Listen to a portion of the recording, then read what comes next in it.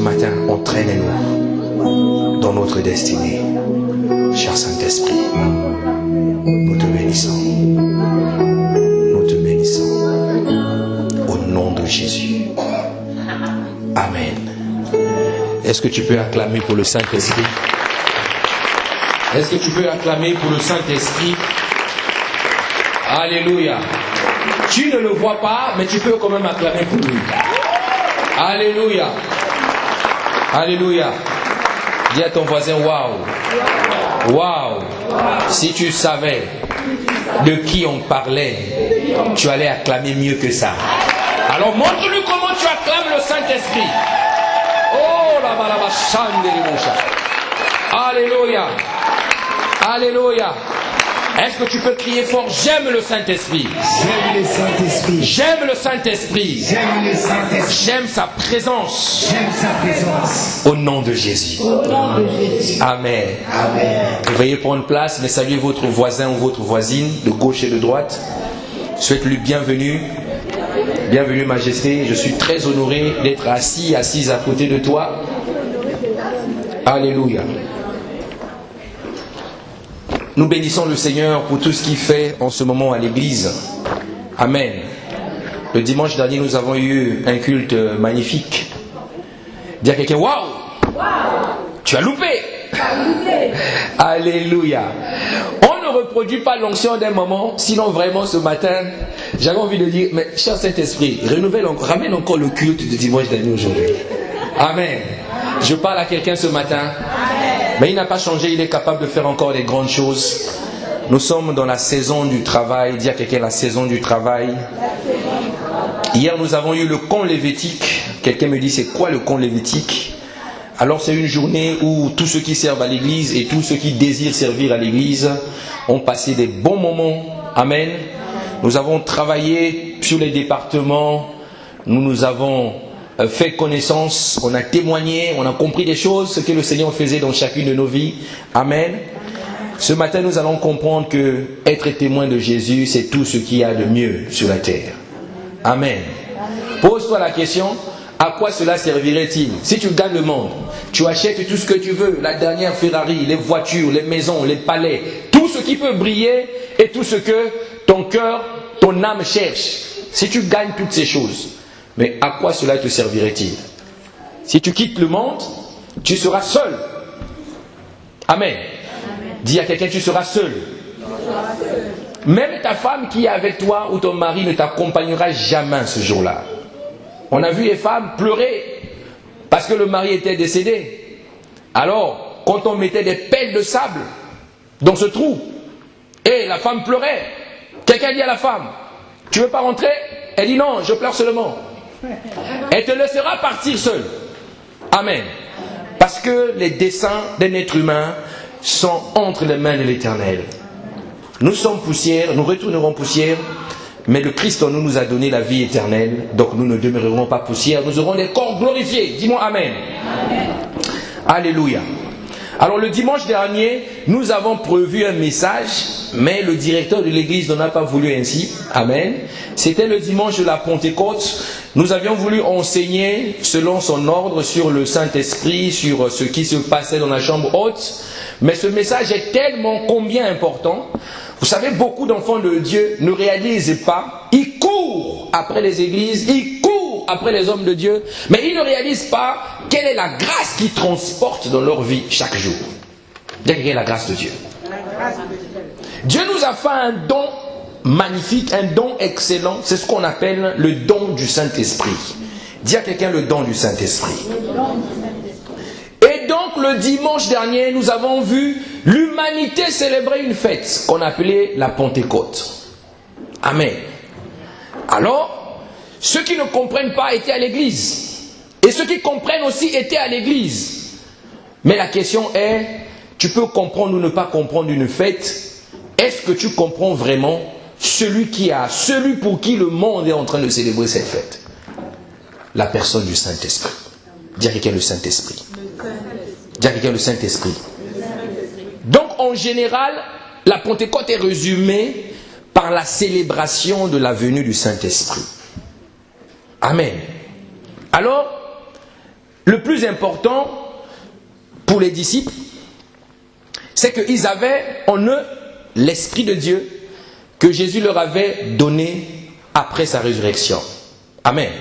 Nous parlons de cette parole de l'Écriture, si vous vous souvenez, dans Jean chapitre 20, verset 22, où la Bible nous dit que Jésus, après sa résurrection, il vient rencontrer les disciples, il souffla sur eux et il leur dit, recevez le Saint-Esprit. Mais en ce moment-là, quand Jésus ordonna aux disciples de recevoir le Saint-Esprit, chacun d'eux a reçu le Saint-Esprit. Et c'est là que les disciples sont devenus les enfants de Dieu. Amen.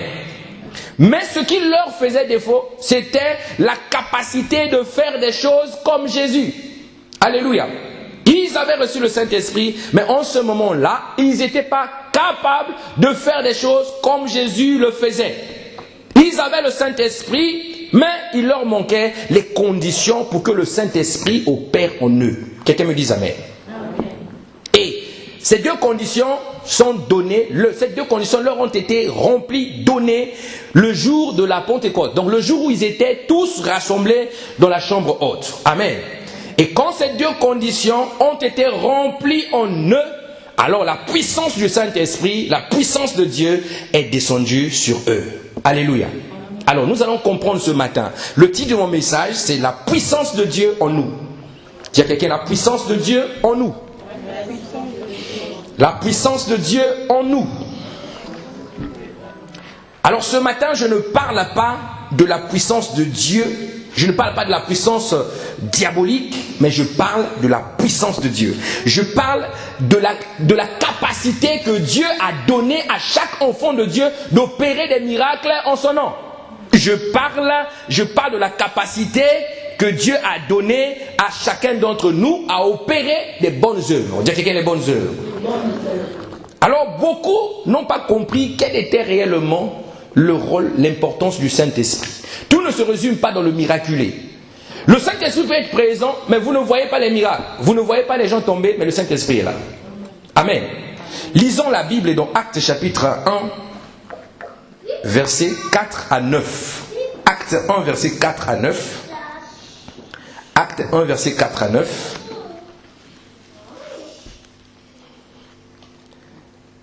La Bible dit, Acte 1, 4 à 9, comme il se trouvait avec eux, il les recommanda de ne pas s'éloigner.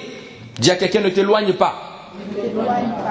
Il leur recommanda de ne pas s'éloigner de Jérusalem, mais d'attendre ce que le Père leur avait promis. Ce que je vous ai annoncé, leur dit-il, car Jean a baptisé d'eau, mais vous, dans peu de jours, vous serez baptisés du Saint-Esprit.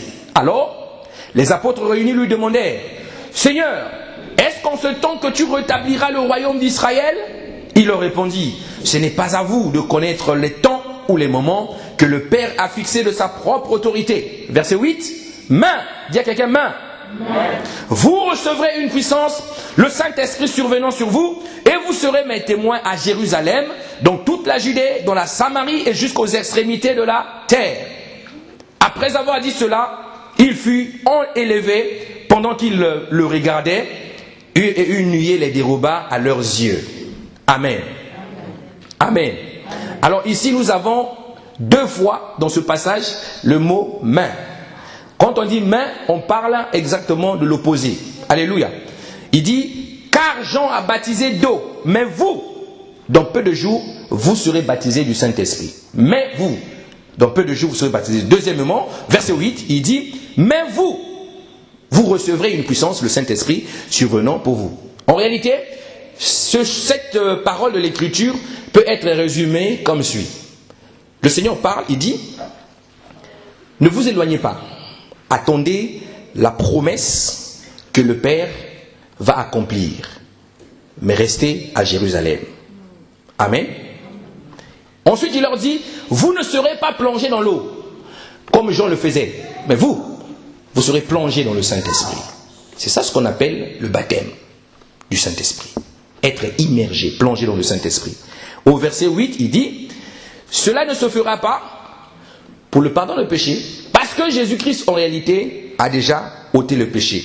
Mais vous recevrez plutôt une puissance qui va venir sur vous. Alors, quand vous prenez ce verset 8, dans la version parole vivante, et regardez ce que la Bible dit, il dit, mais le Saint-Esprit descendra sur vous, vous recevrez sa puissance, et vous serez mes témoins à Jérusalem, dans toute la Judée et la Samarie, et jusqu'aux extrémités, jusqu'au bout du monde. Parole vivante. Mais le Saint-Esprit descendra sur vous, vous recevez sa puissance. Louis II dit, vous recevrez une puissance. Mais on ne nous dit pas de qui cette puissance vient, mais ici, parole vivante dit, vous recevrez sa puissance. Donc la puissance du Saint-Esprit. Amen. Ça veut dire que lorsque tu opères dans le surnaturel divin, lorsque tu accomplis le miracle, il faut comprendre une chose, qu'il ne s'agit pas de toi, il s'agit de sa puissance. Est-ce que tu peux acclamer le Saint-Esprit?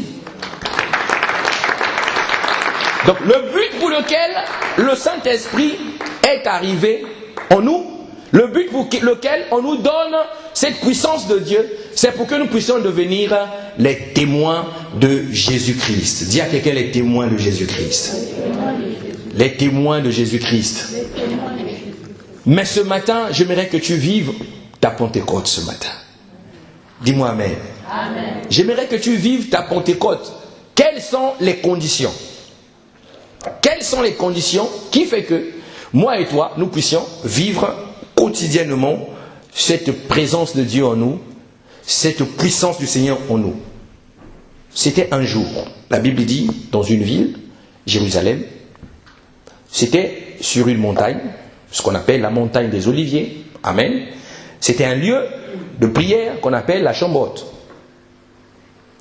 Donc, si tu désires vivre une Pentecôte, opérer avec la puissance que le Saint-Esprit donne, remplis les conditions. Alléluia. Ouvrons encore nos Bibles, restons dans le livre des Actes des Apôtres. Actes chapitre 1, versets 12 à 14. Nous allons avancer. Actes 1, 12 à 14. Verset 12, la Bible dit, alors, ils retournèrent à Jérusalem et de la montagne appelée des Oliviers, qui est après de Jérusalem, à la distance d'un chemin de sabbat. Quand ils furent arrivés, ils montèrent dans la chambre haute, où ils se tenaient d'ordinaire. C'était Pierre, Jean, Jacques, André, Philippe, Thomas, Barthélemy, Matthieu, Jacques, fils d'Alphée, Simon le Zélote, et Jude, fils de Jacques. Verset 14. Tout d'un commun accord, persévéraient dans la prière avec les femmes et Marie, mère de Jésus, et avec les frères de Jésus. Persévérer dans la prière avec les femmes. Amen. Donc, deux fois tu ne vis pas la Pentecôte simplement parce que tu n'as pas rempli les conditions pour que cette Pentecôte s'accomplisse en toi. Tu as le Saint-Esprit, mais tu n'opères pas dans la puissance. Tu n'as pas de créativité. Amen. Tu ne vas pas loin. L'intelligence n'opère pas en toi. Mais la Bible dit que le Saint-Esprit est l'esprit d'intelligence. Tu as le Saint-Esprit, mais tu n'as pas le zèle dans le ministère. Tu as le Saint-Esprit, mais tu n'as pas l'enthousiasme. Tu regardes les autres, comment ils servent Dieu, avec ferveur, détermination. Ils sont au temple, assidus, en train de faire des choses pour Dieu. Et toi, tu regardes la montre, tu regardes les jours. Les jours sont en train de passer. L'âge est en train de passer. Le retour de Jésus est en train de se rapprocher. Tu te dis, comment je fais avec ce Saint-Esprit-là? Dis à quelqu'un comment je fais. Comment je fais. Donc, si tu souhaites véritablement vivre la Pentecôte au quotidien, première chose, tu dois retourner à Jérusalem. J'aimerais que tu notes ça. Retourner à Jérusalem. Il faut que chacun de nous retourne à Jérusalem. C'est quoi Jérusalem? C'est ta maison. Amen. Tout commence par là. Jésus dit, ne vous éloignez pas de Jérusalem. C'est ta maison. Donc tu dois être un homme et une femme qui sait prendre soin des siens. Prends soin de ta femme. Prends soin de ton mari. Prends soin de tes enfants. Et même tes parents à qui tu ne veux plus parler. Prends la décision aujourd'hui de commencer à leur parler. Retourne à Jérusalem. Tu peux faire des choses à l'église. Tu peux être ici, assister à l'ensemble des activités. Mais si à Jérusalem, tu n'es pas reparti là-bas pour voir ce qui ne va pas, tu n'es pas reparti là-bas pour régler les problèmes, tu n'es pas reparti à Jérusalem pour avoir la réconciliation avec tes amis avec qui vous vous êtes séparés, vous ne comprenez pas, vous étiez bien ensemble, il n'y a rien qui s'est passé, il y a un froid qui s'est installé au milieu de vous, vous êtes séparés. La séparation n'est pas de Dieu. Jérusalem, c'est là-bas. Première chose, retourne à Jérusalem. Parce que lorsqu'on te donne le Saint-Esprit, ce qui se passe avant cela, c'est que tu es d'abord membre de ta famille. Tu es d'abord à Jérusalem. Ton frère, ta soeur, ton père, ta mère, tes amis, tes connaissances, ils vont commencer à remarquer que ta vie a changé. Ils vont commencer à remarquer que tu es devenu quelqu'un d'autre. Alors, en ce moment-là, retourner à Jérusalem, c'est leur transmettre ce que toi, tu as reçu de cet esprit qui est en toi. Leur parler de Jésus avec ardeur. Leur dire l'amour de Christ que vous avez connu. Alléluia. Le point, c'est que beaucoup de chrétiens croient, d'autres croient même être chrétiens. Alors si vous regardez bien, le signe qui montre qu'une personne est devenue chrétienne, c'est ce qu'on appelle la conversion. Donc, tu peux croire être chrétien. Mais le plus important, ce n'est pas de croire que tu es chrétien, mais c'est de croire en Jésus, alléluia, et d'accepter Jésus. C'est en ce moment-là que tu deviens enfant de Dieu et on peut t'appeler chrétien. Lorsque tu as reçu la vie de Dieu et que tu n'arrives pas à opérer comme Jésus, dites-moi qu'il y a un problème. Amen. Donc ce matin, je veux parler à quelqu'un. Tu peux être à Jérusalem, mais est-ce que tu es sûr que tu es un enfant de Dieu? Est-ce que ta façon de marcher avant et maintenant, il y a une différence? On peut remplir les salles des églises. On peut faire tout ce qu'on veut. On peut dire, bon, je reste chez moi parce que les messages me dérangent, m'embêtent. Peu importe. Le plus important, est-ce que toi et moi, si Jésus revient aujourd'hui, nous allons partir? Donc repars d'abord à Jérusalem. Commence à Jérusalem. Fais l'entretien de ta maison. Tu es séparé avec un homme. Mais si vous avez fait des enfants, lui il est parti. Quelle est votre relation? Est-ce qu'il devient ton ennemi? Réconcilie-toi. Donc la première condition pour vivre véritablement la Pentecôte, c'est d'abord là. Tu négliges les parents. Ils sont au pays. Ils t'appellent, tu ne décroches pas. Parce que tu te dis, ils ont besoin d'argent. Tu laisses le téléphone sonner. Tu les appelleras plus tard. Ils ne te voient pas que tu as laissé le téléphone. Ils pensent que tu es absent. Mais toi, tu le sais. Et le Saint-Esprit le sait. Ce qui est dangereux. Jésus, le dernier des juges, le sait aussi. Dis à quelqu'un, reviens à Jérusalem. Celui qui ne sait pas prendre soin des siens est pire qu'un infidèle. Nous dit la Bible. Il a régné la foi. C'est pour ça, tu peux avoir le Saint-Esprit, tu arrives à l'église, mais ça ne va pas. Parce qu'avant de venir, tu as traité madame à la maison, tu es venu ici, tu es calme. Jérusalem va bloquer beaucoup de choses. Si tu n'arranges pas Jérusalem, ça bloquera la puissance du Saint-Esprit en toi. Dis-moi amen. Amen. Deuxième condition pour vivre la Pentecôte, c'est de te mettre à la montagne. Dis à quelqu'un la montagne. La montagne. Te mettre à la montagne. Tu ne dois pas être un homme ou une femme qui attend le dimanche pour venir prier, qui attend les mercredis pour venir prier. C'est-à-dire toute la journée, toute la semaine, du lundi au samedi soir, tu as pensé intérim, travail, fatigue, connaissance, téléphone, Facebook, iPhone, tout ce que vous voulez des phones. Tu as pensé à ça toute la semaine. Et tu te dis, dimanche, je vais couvrir tout ce que j'ai eu à faire. Je vais donner 4 secondes au Seigneur. Je vais lui donner 1 heure au Seigneur. Et généralement, quand tu es comme ça, vous allez voir une chose. Quand le culte finit, la plupart de ceux qui sont comme ça, ils prennent la porte, ils courent après la porte. Dis-moi amen. Il faut que ça change. Si tu n'aimes pas la compagnie des enfants de Dieu, c'est que tu as un problème. Dis-moi amen. Amen. La communion fraternelle, c'est quelque chose d'important. La Bible dit que les apôtres étaient dans la chambre haute, ils persévéraient dans la communion fraternelle. Bonjour mon frère, comment tu vas? Comment ça a été ta semaine?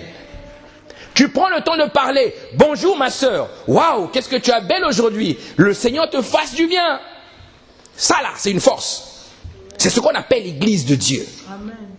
Lorsque nous parlons entre nous, et que nous réalisons que nous sommes tous devenus une seule personne, les enfants de Dieu, avec un seul Père, un seul Seigneur, un seul Christ.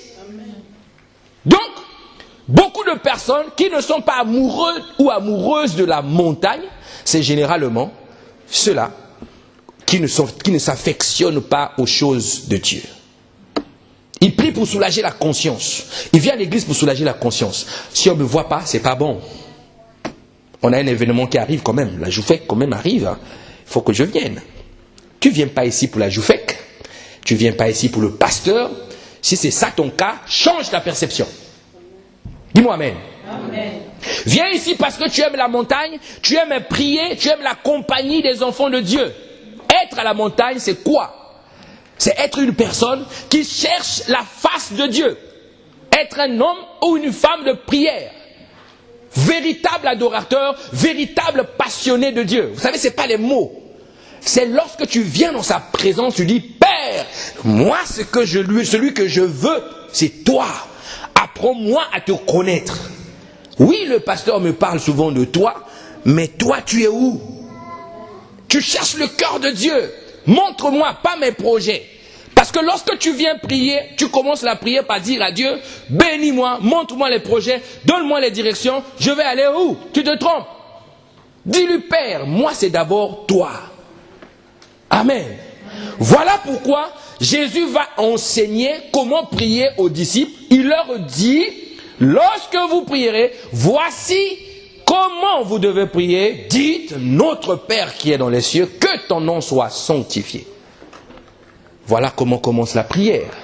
C'est-à-dire, un homme de montagne, sa première préoccupation, c'est de sanctifier, élever le nom de Dieu. Comment tu sanctifies? Comment tu élèves le nom de Dieu? Ce n'est pas en venant à l'église. C'est en adorant le Seigneur. En laissant la passion de Dieu remplir, saturer ton cœur. En ce moment-là, si la passion arrive, la soif là arrive, tu vas commencer à parler de Jésus. Amen. Des fois, nous avons du mal. Comment je vais commencer à parler de Jésus, pasteur? Montre-nous un peu les techniques pour l'évangélisation. Il n'y a pas de technique. La meilleure technique, c'est vraiment le Saint-Esprit. Donc, il faut chercher d'abord le cœur de Dieu. Prie. Prie pour ta maison. Prie pour l'église. Prie pour ton pasteur. Prie pour tes amis. Prie pour tes frères. Arrête un peu de prier pour toi. Depuis que tu pries pour toi, tu n'as pas constaté que les choses ne bougent pas? Tu as fait les prières. Seigneur, fais que je réussisse. Tu es parti là-bas échoué. Et on a affiché les notes. Tout le monde voit. Et tu es chrétien. Mais tu pries pour toi depuis des années. Arrête un peu de prier pour toi. La Bible dit, cherchez premièrement le royaume des cieux et sa justice. Le reste vous sera donné par-dessus tout. C'est quoi la quête du royaume des cieux? Les intérêts de Dieu. Le cœur du Père. Le cœur pour les âmes. Les nations qui soupirent. Les hommes qui meurent. Actuellement, si vous partez dans les petits bars du Havre, vous allez voir nos frères et sœurs qui sont en train de s'enivrer du vin, de l'alcool. D'autres ont des pensées toute la nuit, ils ont barboté dans la débauche. Alors le matin, ils se réveillent encore, ils renouvellent les forces devant une bière parce que la tête était chauffée le soir. Il faut rafraîchir encore par l'eau du monde. Saturé de ça. Mais toi, si seulement tu priais, ces bars-là seraient vides. Dis-moi amen. Amen. Si seulement tu cherchais Dieu, je te garantis, ces bars seraient vides. Amen. Une femme de prière, un homme de prière, c'est celui qui va à la montagne et qui parle précisément à Dieu.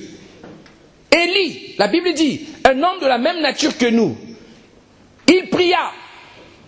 Il est confronté au roi. Il dit maintenant, j'arrête la pluie. Il arrête la pluie.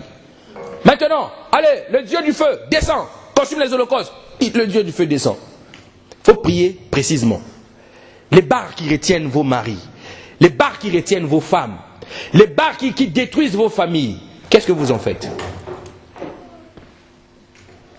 Comment tu pries pour ça? Donc, sois chrétien, regarde la montagne, reste au pied du Seigneur, prie pour tout ce qui concerne les autres.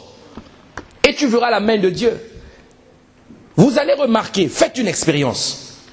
Quand tu pries beaucoup pour les gens, tu prends un moment de prière intense, tu pries beaucoup pour les frères et sœurs, tu pries pour l'église. Tu vas voir que quand tu sors de là, tu es vraiment saturé, rempli. Mais quand tu pries pour toi, quand tu ouvres les yeux, il y a une question. Satan te dit, tu vois, c'est pas exaucé, il faut encore attendre. Moi, je peux faire très vite, te donner très vite. Donc, il connaît ce que nous avons besoin, il connaît ce que toi tu as besoin, mais le tout reste calme, prie pour ses intérêts, lui prendra soin de toi. Amen. Donc, pour vivre la Pentecôte, il faut te mettre à la montagne. Troisième point qui fait que le chrétien n'arrive pas à vivre cette vie de l'esprit, c'est que beaucoup de chrétiens ont abandonné la chambre haute. Dis à quelqu'un, la chambre haute. La Bible dit là où ils se tenaient d'ordinaire, là où ils avaient l'habitude d'aller, prier ensemble. Beaucoup ont abandonné la chambre haute. D'autres ont des églises, mais son église, c'est sa télévision.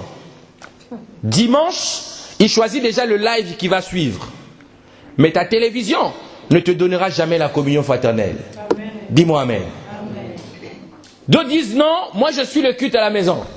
Il y a quelqu'un qui me dit, pasteur, moi je ne peux pas venir à l'église, mais ça serait bien si on fait des directs. Donc je serai ton pasteur par correspondance. Donc tu me vois à la télé, lorsque on va faire les directs, je vais dire, j'impose la main à celui qui est derrière la télé. Moi je ne ferai pas ça, je n'imposerai pas la main si tu viens ici. Parce que imposer les mains veut dire, la tête est là, toi tu imposes la main. Dis-moi amen. Amen. Donc, si tu veux, il faut que tu viennes à la chambre haute. C'est ce qu'on appelle l'assemblée, l'église. Dis-moi amen. Amen. La Bible dit c'est un lieu où il se tenait d'ordinaire. Toi qui veux venir à l'église, il faut qu'on te téléphone le samedi ou le vendredi. Comme ça te motive un peu. Oui, mais la Bible dit, les forts soutiennent les faibles. Mais jusqu'à quand tu seras faible? Jusqu'à quand on doit prier pour toi, t'imposer les mains? Toi, tu vas commencer à le faire pour les autres corps. L'église est remplie des égoïsmes spirituels, des égoïstes. Pasteur, est-ce que tu continues de prier pour moi? Mais est-ce que toi-même tu pries pour le pasteur? Oui? Pasteur, vraiment, je sens que ma vie est bloquée. Hein? Vraiment, il faut passer me voir. Mais est-ce que toi, tu cherches à passer voir le pasteur? Tu promets des nouvelles. La dernière fois que tu l'as téléphoné, c'est quand? Dis-moi amen. Amen. Donc, aime la communion fraternelle, l'assiduité au temple, cherche toujours le commun accord avec les frères et sœurs. Tout cela dans la prière corporative. Vous savez, la prière corporative, c'est la prière qu'on fait ensemble. Amen. Je vous garantis, les plus beaux moments de prière que j'ai eus dans ma vie, enfin, parmi les plus beaux moments de prière que j'ai eus, c'est les prières que je fais ensemble ici avec vous. Il y a des moments dans mon intimité, j'ai des moments de prière super. Là où tu parles avec le Saint-Esprit, lui te répond, toi tu lui parles, il te répond, toi tu lui parles, tu l'écoutes, il te répond, tu es en train de parler. Voilà. Il te fait même plaisir, il te fait même rire. Je parle à quelqu'un ce matin. Amen. Il y a des moments de prière où tu converses avec le Saint-Esprit. Tu parles avec le Saint-Esprit. Alléluia. La vie chrétienne est spirituelle. Elle n'est pas charnelle. Donc ne t'étonne pas de voir quelqu'un en train de marcher seul, en train de dire « Bonjour, je sais que tu es là. Oui, j'ai compris. » Tu vas dire « Il est devenu fou. Il va craquer. » Tu vas lui mettre à l'HP, on va lui donner des traitements qui vont craquer son cerveau alors que le pauvre, il est en train de parler au Saint-Esprit. Dis-moi amen. Amen. Donc c'est une vie spirituelle. Il faut aimer la chambre haute. Viens avec des bonnes dispositions. Quand tu viens à l'église, viens avec des bonnes dispositions. Amen. Amen. Donc le tout, ce n'est pas de venir. Mais tu viens pourquoi? Comment est disposé ton cœur? Qu'est-ce que tu viens chercher? Est-ce que tu viens draguer? Si c'est ça, va sur Mythique. Tu vas les sélectionner à la télé, sur l'ordinateur. Les femmes. Tu tapes. Taille 50. Machin. Tour de c'est pas moi de dos. 4. Tu tapes ce que tu veux. Tu cliques, la femme sort. Qu'est-ce que tu viens faire ici? Bouscule ton voisin. Dis-lui qu'est-ce que tu es venu faire. Qu'est-ce que tu es venu faire? Quelles sont tes motivations? Alléluia. Donc quand tu viens ici, ce qui est important, ce n'est pas ta présence ici, mais c'est plutôt les dispositions de cœur que tu as pour venir ici. Amen. Dis-moi amen. Amen. C'est ainsi que beaucoup, quand il y a la manifestation du Saint-Esprit, il croit recevoir. Mais des fois, il n'a reçu rien du tout. Son âme lui dit, tu as beaucoup reçu, hein? Et lui croit qu'il a reçu rien du tout. On a prié, il y a eu l'effusion de l'esprit. Les autres sont joyeux, contents. Lui, il dit, oui, c'était bien aujourd'hui. Hein. Vraiment, je sens que quelque chose s'est passé dans ma vie. Et il part. Les dispositions sont mauvaises. Il n'a rien reçu. Ouelou, comme disent les Algériens. Amen. Ouelou. Oh, le culte était bien. Mais tu as reçu quoi? Zéro. Ton âme a dit oui, c'est bien, c'était bien. Ton âme est satisfait. Mais ton esprit, toujours affamé. Alléluia. Donc, les dispositions, c'est lesquelles? Premièrement, il faut ouvrir ton cœur à accueillir d'abord la personne du Saint-Esprit. Le Saint-Esprit est en toi, il est sur toi, mais le Saint-Esprit est aussi au milieu de nous. Donc, lorsque tu viens dans l'église, apprête-toi, prépare-toi à rencontrer le directeur de l'église, celui qui donne l'orientation, le Saint-Esprit. Quand tu arrives, prosterne-toi, mets-toi à ses pieds. Oublie tes beaux vêtements. Qu'est-ce que tu veux? Ton jean de vis, ça restera. Quelquefois, on laissera ça dans la rue. C'est quoi, tes souliers? Les souliers s'abîment. Tu ne veux pas te prosterner pour les souliers? Mais si on te montrait les souliers divins. Alléluia. Amen. Les souliers divins. Où la Bible dit qu'ils sont beaux et doux, les pieds de ceux qui annoncent l'évangile. C'est-à-dire, vous pouvez me voir avec ma vieille paire de chaussures, en train de marcher. Mais vous voyez, oh, mais c'est quoi cette paire bizarre là? Mais Dieu voit et dit, les pieds de celui qui annonce l'évangile sont magnifiques. Amen. Alléluia. Amen. Mais je ne te dis pas quand tu annonces l'évangile, habille-toi bizarrement. Dis-moi amen. Amen. Ah, il faut qu'on éclaircisse, hein? Sinon le pasteur dit, pour aller annoncer l'évangile, il faut être un peu sale. Non, c'est pas ça. C'est pas ce que je dis. Dis-moi amen. Désirer être utile pendant la réunion de prière. Quand tu viens à la chambre haute, il faut désirer être utile, être participant de culte, être un acteur du culte.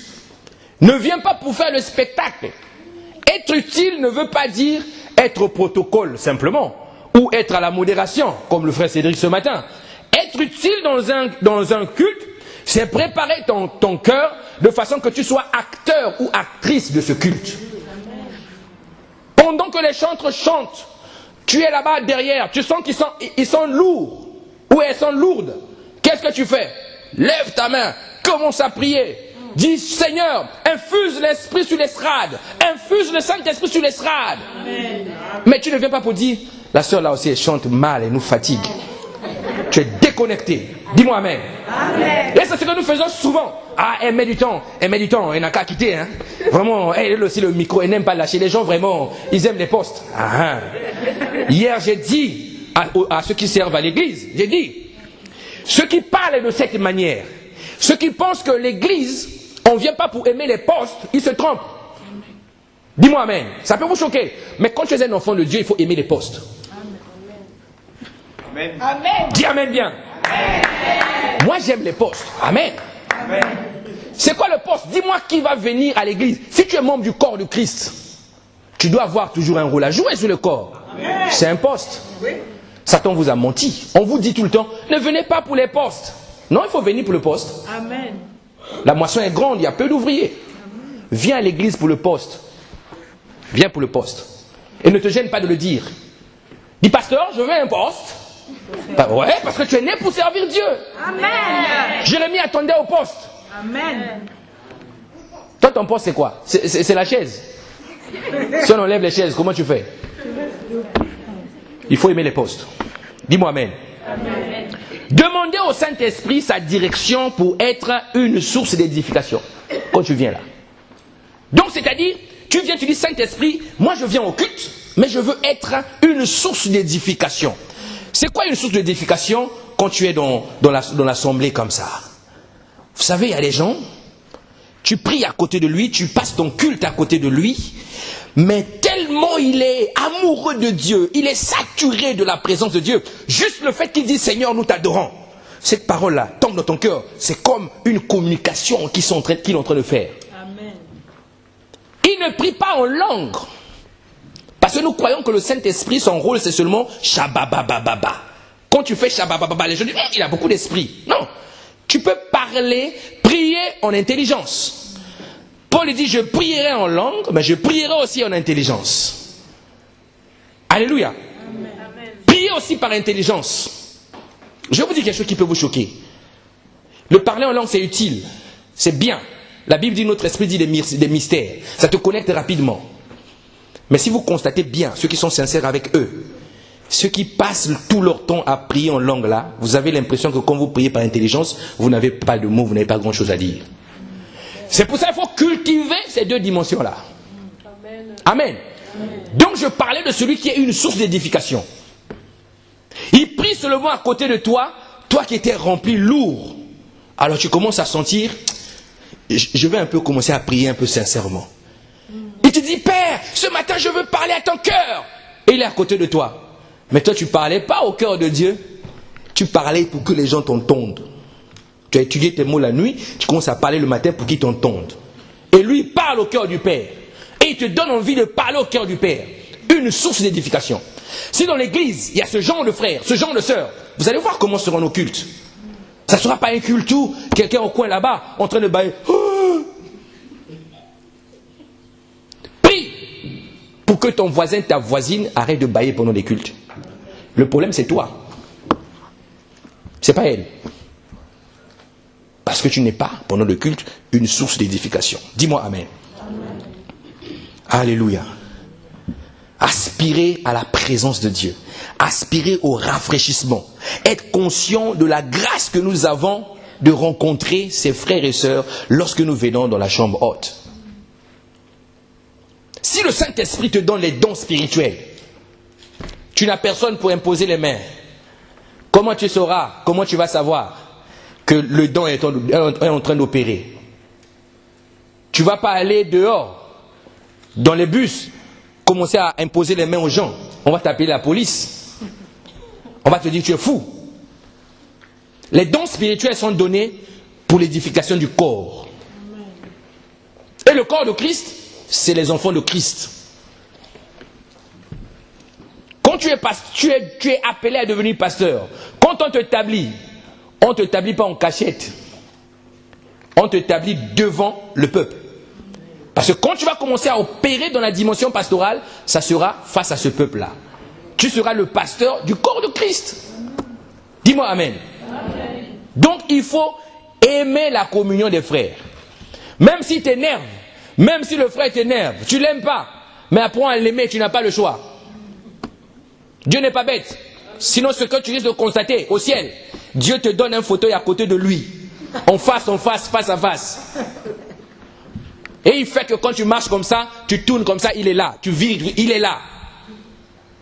Tu le verras au ciel, tu passeras l'éternité avec lui. Amen. Donc apprends à l'aimer ici. Sinon au ciel, tu risques de te retrouver en face de lui. Tous les jours. Vous mangez ensemble.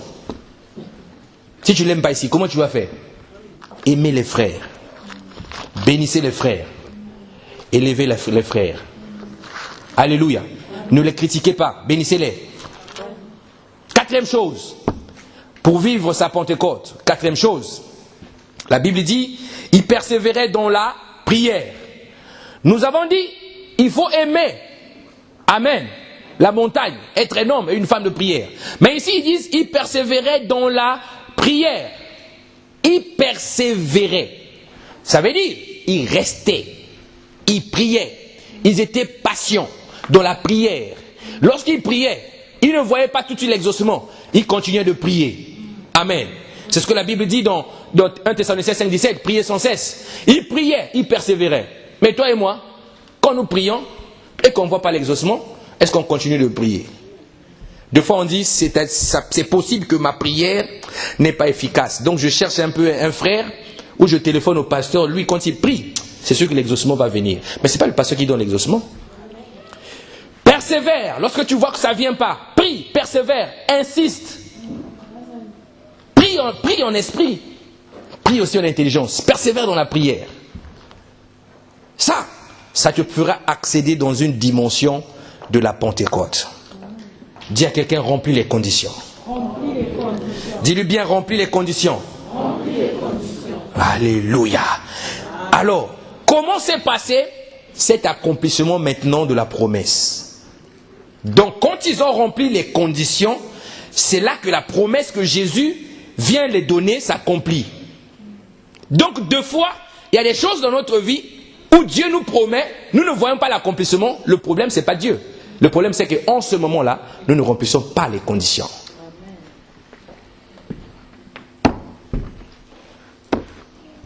Les chrétiens aiment un sujet, c'est le mariage. Les célibataires veulent se marier. Les mariés veulent divorcer. Bon, vous voulez aller où? Dites-moi, les célibataires veulent se marier. Les divorcés, les mariés veulent divorcer. Même en Christ, beaucoup regrettent, ils sont en Christ, ils disent, Seigneur, vraiment, il fallait que tu permettes un peu qu'on sorte de l'affaire. Parce que là, je crois que le choix a été vraiment de côté. Amen. Hein? Alléluia. Bon. Dis à quelqu'un, il faut que ça change. Donc toi, tu pries, Seigneur, je veux me marier, mais est-ce que toi, tu es prêt pour ça? Est-ce que tu es prêt pour ça? Lorsqu'on te voit, tu n'aimes pas encore une femme, tu es encore une fille. Ta façon de penser, c'est la façon de penser des filles. Tu n'es pas encore une femme, comme une fille. Amen.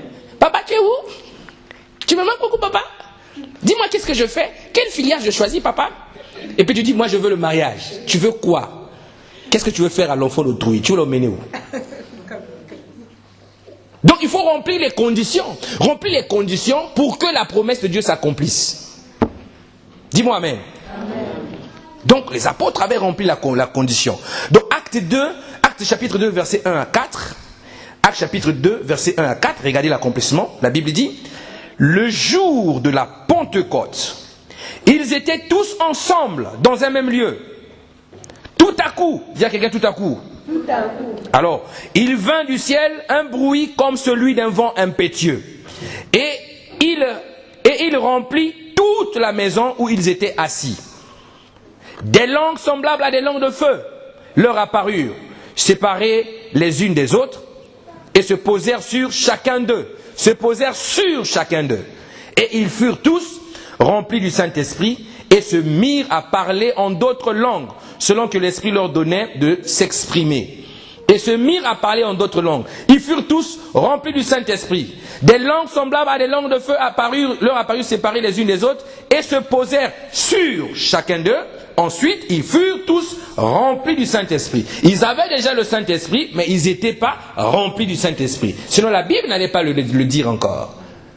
Donc, ce vent impétueux qui a soufflé, alors, ça fait deux choses.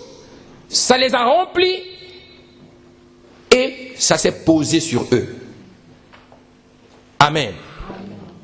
Ici, la Bible va nous présenter, à part le fait que tu remplisses les conditions, comment la promesse de Dieu, l'arrivée du Saint-Esprit en nous, comment Dieu va le faire. Alléluia. Donc, première chose qu'on a vue au verset 4, on dit, ils furent tous remplis du Saint-Esprit. Donc, souligne le premier point, dit être rempli du Saint-Esprit. Note ça, être rempli du Saint-Esprit. Nous allons comprendre ces choses ce matin. Être rempli du Saint-Esprit. Qu'est-ce que cela implique? Beaucoup pensent que lorsque tu es rempli du Saint-Esprit, il y a une seule chose qui se passe. C'est le parler en langue. Je vous garantis que je connais et j'ai entendu parler des assemblées où on vous fera l'alphabet du parler en langue. Dis-moi amen. On vous écrit au tableau l'alphabet du parler en langue. Après on vous dit alignez-vous. Commencez à citer. Lisez. Chat, chat, chat, chat, chat. Première semaine, deuxième semaine, ma. Troisième semaine, ba, chat, ma, ba. Ah, vous avancez. Mais la Bible dit qu'ils furent tous remplis du Saint-Esprit. Et ils parlèrent en d'autres langues selon que l'Esprit leur donnait de s'exprimer. Donc le fait qu'ils parlaient en langue pour la première fois, ça venait de qui? Du Saint-Esprit, pas de l'alphabet. Dis-moi amen. Amen. Donc faites attention. Ne courez pas après les frères parce qu'ils prient en langue. Des fois, si on parlait en langue, c'est du rafistolage. Il a entendu, il a imité. Chez maman, des parler en langue bizarre qu'on ne comprend pas là. Vous savez, il y a un type de parler en langue. Donc toute ta vie, toute ta née, ton parler en langue, c'est 2 mots. Dès que tu commences, on sait que tu as commencé. Dès que tu finis, on sait que tu as fini. Kamama. Ma maman. Et puis tu parles en français. Kamama. Ma maman. Tu parles en français. Ça là, ça vient pas de Dieu. Parce que c'est une langue. Dis à quelqu'un, c'est une langue. Une langue à la ponctuation. Une langue, comme vous entendez, vous savez que là, c'est une virgule. Là, c'est un point. Là, il est en train de parler de la force. Seigneur, bénis mon frère au nom de Jésus. Amen. Point. Seigneur, nous te bénissons. Virgule. C'est une langue. Ah oui, on dit parler en d'autres langues. Mais toi, c'est Shama. Rima. Oh. Tu cherches même, ne te fatigue pas. Cherche la présence de Dieu. Le Saint-Esprit va te remplir. Il va te donner pour la première fois. Il va t'apprendre comment parler en langue. Il te fera parler la première fois. Après, tu pourras parler. Amen. Dis-moi amen. Amen. Donc, arrête de bricoler. Tu penses que tu es spirituel, mais tu énerves Dieu. Tu énerves le pasteur et tu distrais les frères. Réponds-toi dans ton cœur. Dis-moi amen. Amen. Alléluia. Qu'est-ce que le Saint-Esprit, le remplissage du Saint-Esprit va impliquer? Quand tu es rempli du Saint-Esprit, ce n'est pas pour Chamamama seulement. Mais il y a beaucoup d'autres choses que nous, les enfants de Dieu, nous passons à côté. Dis à quelqu'un, ne passe plus à côté. Ne passe plus à côté. Le signe qui fait que tu sois rempli du Saint-Esprit n'est pas seulement le parler en langue. Parce que quelqu'un qui a reçu le Saint-Esprit, il y a beaucoup de choses. Regardez comment le Seigneur l'a fait avec un homme qu'on appelle Béthalel. Quelqu'un connaît Béthalel? Nous sommes dans le livre de Exode chapitre 31. J'aimerais que tu lises ça pour que tu comprennes comment Dieu, lorsqu'il remplissait les hommes du Saint-Esprit, comment ça se passait. Quel était le but? Donc ce n'était pas que le parler en langue. Dis-moi amen. Lisons Exode 31 verset 1 à 6. Exode chapitre 31 verset 1 à 6. Alléluia. Ah, ici on lit la Bible, il faut la Bible. Verset 1. L'Éternel parla à Moïse et dit, verset 2, sache que j'ai choisi Béthalel. Dis à quelqu'un Béthalel. J'ai choisi Béthalel, fils d'Uri, fils de Hur, de la tribu de Juda. Je l'ai rempli de l'esprit de Dieu, de sagesse, d'intelligence et de savoir pour toutes sortes d'ouvrages. Je l'ai rendu capable. Dis à quelqu'un, je suis capable. Je l'ai rendu capable de graver les pierres, à enchasser, de travailler le bois et d'exécuter toutes sortes d'ouvrages. Et voici, je lui ai donné pour aide Oholiab, fils d'Aïsamak, de la tribu de Dan. J'ai mis de l'intelligence dans l'esprit de tous ceux qui sont habiles, pour qu'ils fassent tout ce que je t'ai ordonné. Donc, Dieu va remplir Béthalel, ensuite, il va donner à Béthalel, il va expliquer d'abord ce pourquoi il remplit Béthalel, ensuite, il va donner à Béthalel une aide. Alléluia. Donc, premièrement, nous voyons ici que le Seigneur lui-même, c'est lui qui choisit la bonne personne qu'il va remplir du Saint-Esprit. Amen. Si Dieu te voit, il te comprend pas. Il te parle, mais tu n'écoutes pas. Il te dit, va à gauche. Toi, tu dis, Seigneur, un peu à droite quand même. Lui, il te voit, mais il ne te comprend pas.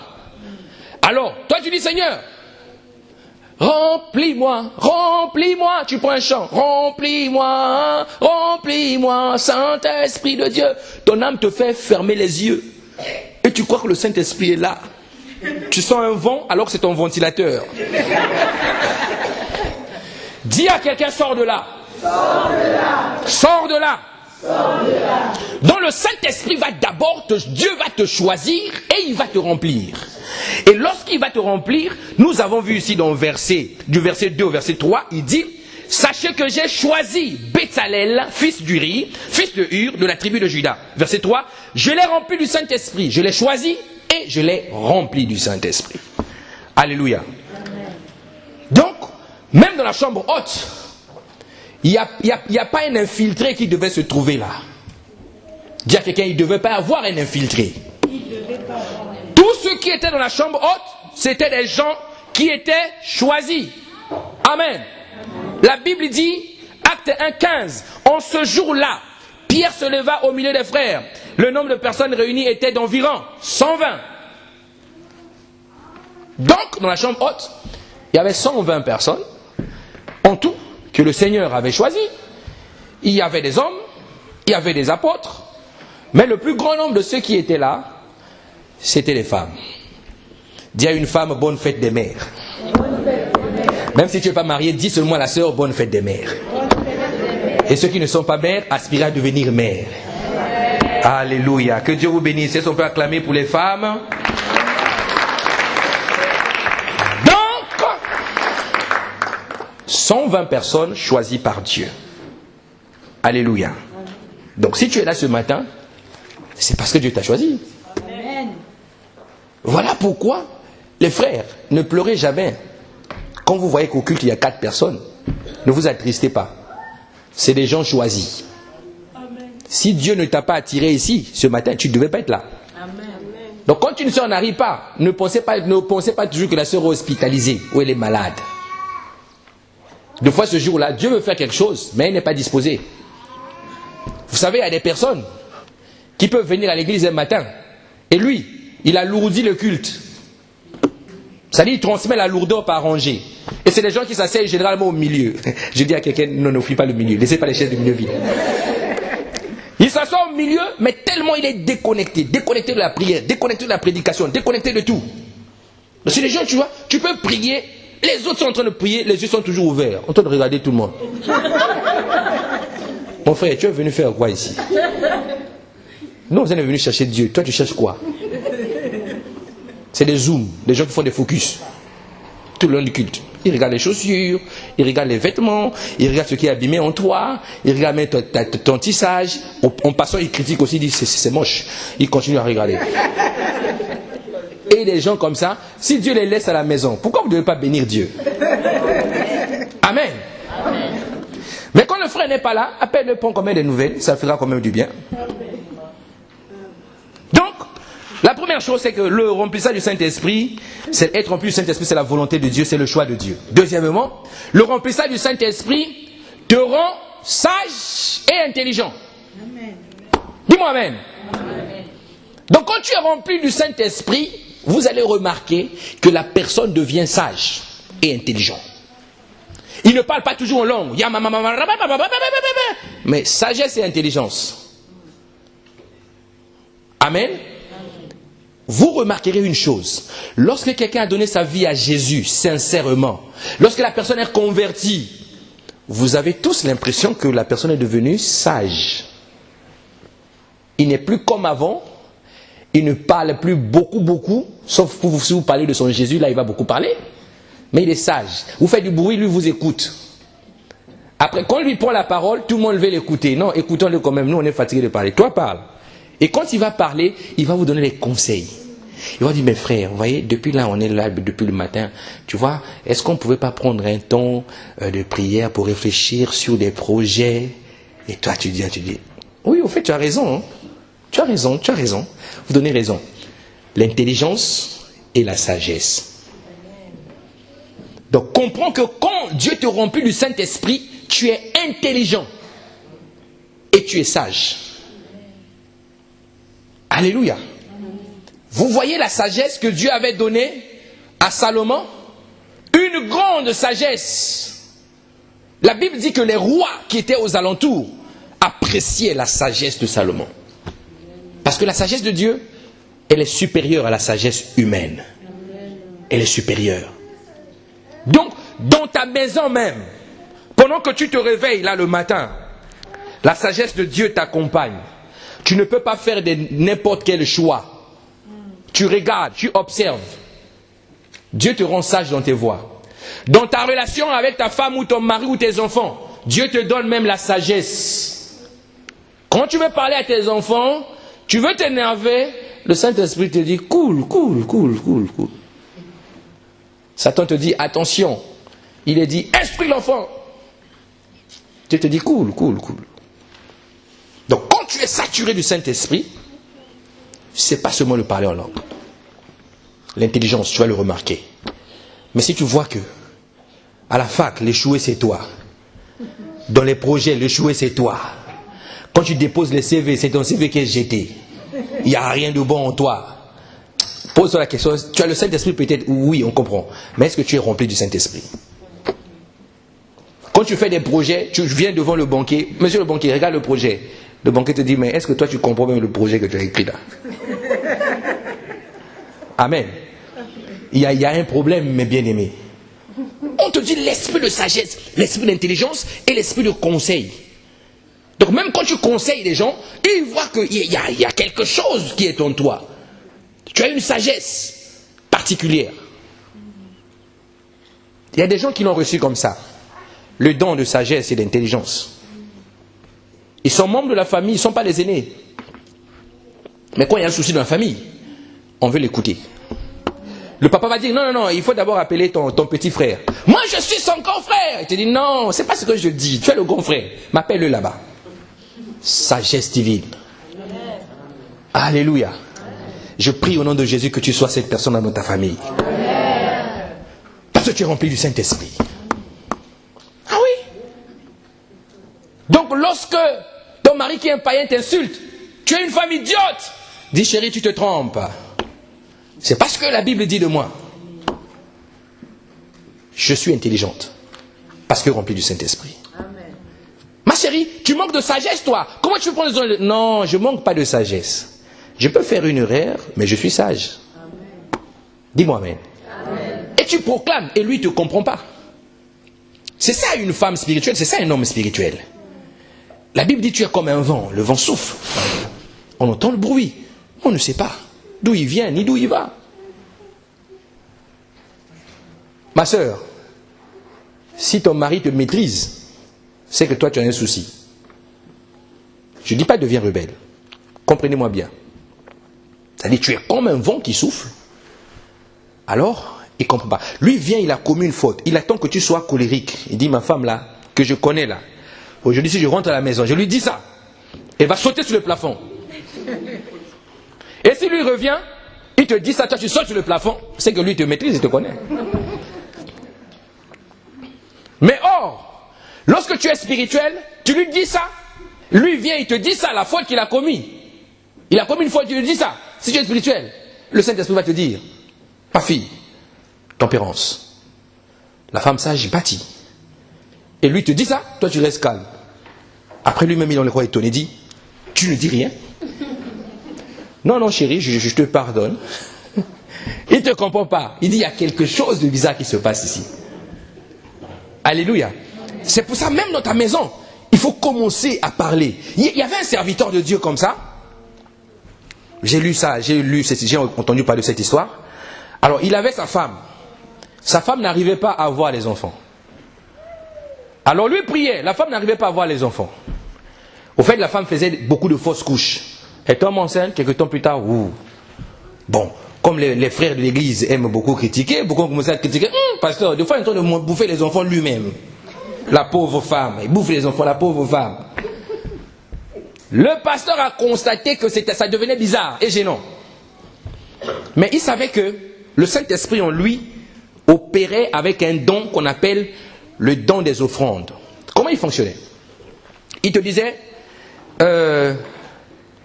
fais une offrande au Seigneur de ton choix. Lui, c'est comme ça que Dieu l'utilisait. Et tu as 1 centime, tu mets là. Il ne te dit pas 1000 euros, 2000 euros. Non, ça c'est le commerce. Il te dit, fais une offrande à l'Éternel. Toi, tu fais une offrande. Mets là-bas ce que tu veux. En ce moment-là, si lui tout ce moment-là met là, tout ce qu'il dit là, ça vient sur toi. Et il opérait dans cette dimension. Mais sauf que la femme le regardait comme étant le mari, mais ne regardait pas comme étant le pasteur. Et ce jour-là, c'est lui qui a décidé de prendre le dessus. Qu'est-ce qu'il a fait? Il a dit à la femme, aujourd'hui je vais prier pour toi. La femme regarde, il sourit, toi laisse-moi. Il dit, non, je te dis aujourd'hui, je vais prier pour toi. est-ce que tu as une offrande? Ah, quoi? Tu veux que je te donne encore mon argent? Je vais te donner encore l'argent. Toi, mon propre mari, tu me demandes l'argent, mais vraiment. Il dit, non, je te dis, est-ce que tu as une offrande pour l'Éternel? La femme a regardé, il voit que le gars insistait. Elle va à la cuisine, le gars lui dit, est-ce que tu as une offrande? Elle regarde, dit, toi laisse-moi. Elle va à la chambre, le gars lui dit, je suis sérieux, est-ce que tu as une offrande? La femme s'est posée, elle dit, si lui insiste comme ça, deux fois il y a quelque chose. Hein. Qu'est-ce qui s'est passé? Elle a ouvert son porte-monnaie, elle a sorti un peu d'argent. Elle a dit à son mari, oui, j'ai une offrande, maintenant vas-y, je te vois. Le gars a dit, dépose à côté de moi. Elle a déposé. Alors, prosterne-toi. J'imagine la femme se prosterner devant son mari. C'est un truc du genre, le mari pousse comme ça et dit, ah, il regarde. Oh, prosterne-toi. Ah. La foi est partie. Alléluia. Deux fois Dieu te dépose la solution dans ta maison, le sac est à côté de toi, mais tu cherches ailleurs. Dis-moi amen. Amen. Et donc, la femme a accepté, elle s'est prosternée. Le gars a dit, Seigneur, l'autorité que j'ai vient du ciel. Tu m'as donné cette grâce d'opérer par l'offrande. Je déclare dans la vie de cette femme, il n'a pas dit ma femme, hein, dans la vie de cette femme, la fertilité de ses entrailles. Au nom de Jésus, la femme n'est pas tombée. Non, il n'y a pas eu de tombement, il n'y a pas eu tout ça. La femme a dit Amen. Lui aussi, Amen. Elle regarde. Je peux me lever? Oui, lève-toi. Elle s'est levée.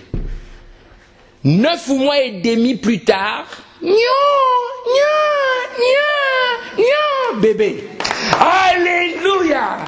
Voilà pourquoi il faut que tu parles. Amen. C'est ça la vie chrétienne. Tu vois? Ça c'est la sagesse de Dieu, infiniment variée. Ça opère de plusieurs manières. Ça te dit choisis, fais-le ça, fais le choix, deux. Ça te conduit au fait. Donc le Saint-Esprit te rend sage. Ce qui te rend sage, ce n'est pas la promesse qui est dite que la femme sage est bâtie. Lorsqu'on te dit que la femme sage est bâtie, ça veut dire que la femme est déjà sage. Et c'est avec la sagesse que la femme va se mettre à bâtir. Mais malheureusement, il y a beaucoup de femmes qui parlent en langue, mais c'est des destructives de leur propre foyer. Des destructives des mariages des autres. Et pourtant, elle lit tous les jours la femme sage bâtie. Mais est-ce que tu as reçu la sagesse du Saint-Esprit? Le problème, c'est qu'il faut désirer être saturé. Amen. Amen. Donc, ça veut dire quoi concrètement? Quand tu parles en langue, tu es aussi capable de travailler. La Bible dit ici, il a choisi Bétzalel, mais il lui a donné la capacité de travailler et de faire toutes sortes d'ouvrages. Donc être rempli du Saint-Esprit ne s'arrête pas seulement aux choses spirituelles, miracles, tout. Non. Le Saint-Esprit te donne la capacité de travailler, la capacité de développer un projet et de faire avancer, la capacité de commencer une affaire et inviter le Saint-Esprit à travailler avec toi. Amen. Quand tu es chrétien, c'est bien de prier. Mais nous, généralement, nous les chrétiens, c'est quoi? On croit que le Seigneur va nous faire des CV lui-même. Le Seigneur va passer des entretiens à notre place. Tu n'as pas préparé l'entretien d'embauche, mais toute la nuit, tu as prié. Le matin, tu vas à l'entretien, la dame dit, je vous écoute. Ce que veut dire la SNCF? Dans ton cœur, tu dis, Seigneur. Seigneur te dit, il faut parler. Amen. Tu n'as pas travaillé, mais tu t'attends à quoi? On peut te donner des graines de tomates. Toi, tu prends les graines, tu lèves comme ça. Seigneur, je prie que tu multiplies les tomates. Tu poses ça sur la table. Viens demain. Si c'est 2 tomates, il y aura toujours 2 graines de tomates. Dis-moi amen. Amen. C'est seulement lorsque tu te lèves, tu vas travailler, tu vas cultiver la terre, tu prends la graine, tu sèmes la graine, et là, tu peux dire, Seigneur, multiplie. Et lui, il fait grandir. Amen. La Bible dit, Paul peut s'aimer, Apollos peut faire pousser, Apollos peut arroser, Mais celui qui fait croître, c'est Dieu. La Bible ne dit-elle pas que nous sommes ouvriers avec Dieu? Un ouvrier travaille. Amen. Amen. Seigneur, je vais être chef d'entreprise. Mais tu ne seras jamais chef d'entreprise si tu passes tes 24 heures au pied de Dieu en train de prier. Il va te dire, c'est bien. Il dit, mais lève-toi, dis-moi quel est ton projet. Quel est le projet que tu mets en cours? Amen. Amen. Si les gens souffrent à côté de nous, parce que nous pensons que la vie chrétienne s'arrête à la spiritualité, détrompez-vous. Il y a des fois où tu as vraiment besoin de te lever et de montrer, pas aux hommes, mais de montrer que Jésus-Christ qui est en toi est capable de faire des choses avec toi. Amen. Donc moi je suis content, très content, quand je vois les frères qui prient beaucoup et qui réussissent dans leur vie. Je bénis Dieu. Amen. Qui ont compris que c'est des hommes et des femmes intelligents et intelligentes. Le chrétien se diminue aujourd'hui dans le monde. Tu es rempli du Saint-Esprit. Toi, quand tu penses travail, tu penses seulement entretien. Agent d'entretien. Alléluia. Amen. Agent d'entretien. Tu dis, non, pasteur, moi, je n'ai pas été à l'école, donc moi, c'est l'entretien. Entretien. 500 € le mois. 500 € le mois. Les charges te dépassent et tu es obligé de venir voler Dieu parce que tu ne peux pas donner la dîme. Trop insuffisant. Dis à quelqu'un, il faut travailler. C'est biblique. Le Seigneur va te remplir pour ça. Et je prie au nom de Jésus que ce matin-là, cette grâce soit sur toi. Amen. Amen. Amen. Tu ne peux plus continuer comme ça à être dépendant. Alléluia. Amen. Tu ne peux plus continuer à être dépendant. Quand tu as le Saint-Esprit, tu dois créer aussi des projets. Tu dois te distinguer par ton intelligence. Amen. À l'école. Pourquoi seulement toi que les profs rencontrent tous les jours pour te faire des remontrances? Tout le monde est païen dans la classe, toi le seul chrétien. Mais tu es le dernier de la classe avec l'esprit d'intelligence. C'est que tu n'es pas rempli. Alléluia. Amen. Tu peux étudier et réussir. Il y a des gens qui ne savaient ni lire ni écrire. Mais ils ont pris la Bible. Le Saint-Esprit leur dit, lisez. Ils commencent à lire la Bible. Et le parent écoute, il dit, ah, mais toi tu as appris ça où? Toi on ne t'a jamais envoyé à l'école. L'esprit d'intelligence. L'enseignant instantané. Il peut t'enseigner tout de suite, tu comprends tout de suite. Et tu deviens excellent. Waouh! Si je le voyais, Saint-Esprit. Amen. Dis-moi Amen. Amen. Oh là là! Vous qui gaspillez vos bisous là, commence à chérir le Saint-Esprit. Les jours que tu donnes des bisous là, ça ne te transforme pas.